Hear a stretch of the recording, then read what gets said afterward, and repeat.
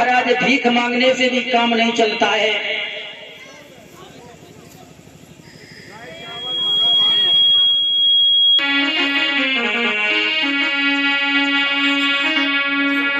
दिन भर बेचारे द्वार द्वार और दादा दादा चिल्लाते।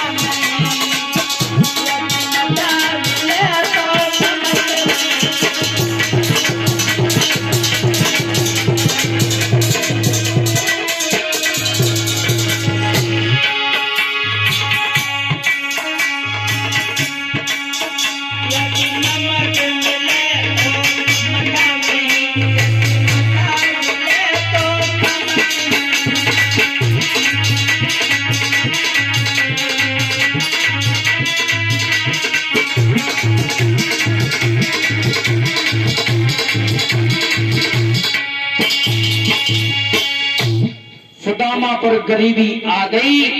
सुशीला एक दिन सुदामा के पैर दबा रही है तो पूछने लगी क्या बात है। सुदामा ने सारा हाल बताया है कि हम और कन्हैया एक साथ पढ़ते थे, हमने उनके साथ छल किया, उनके साथ मैंने छल किया है। आज हम गरीब हो गए हैं, वो द्वारकाधीश बन गए, हमें के भिखारी बन गए। सुशीला ने कहा कन्हैया अगर तुम्हारे मित्र है तो कन्हैया के पास चले जाओ।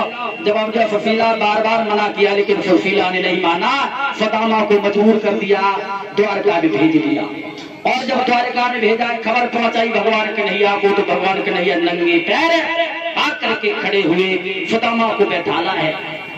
अब सुदामा को जब बैठाला है भगवान कन्हैया ने और महाराज एक सोने के बर्तन में जब जल लेकर के रुक्मिणी आई, भगवान कन्हैया पैर धोने लगे।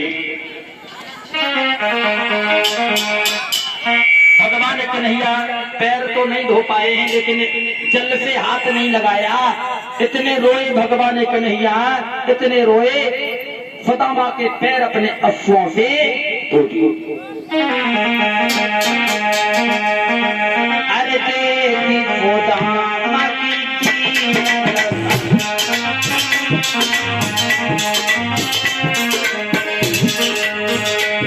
अरे देवी सुदामा की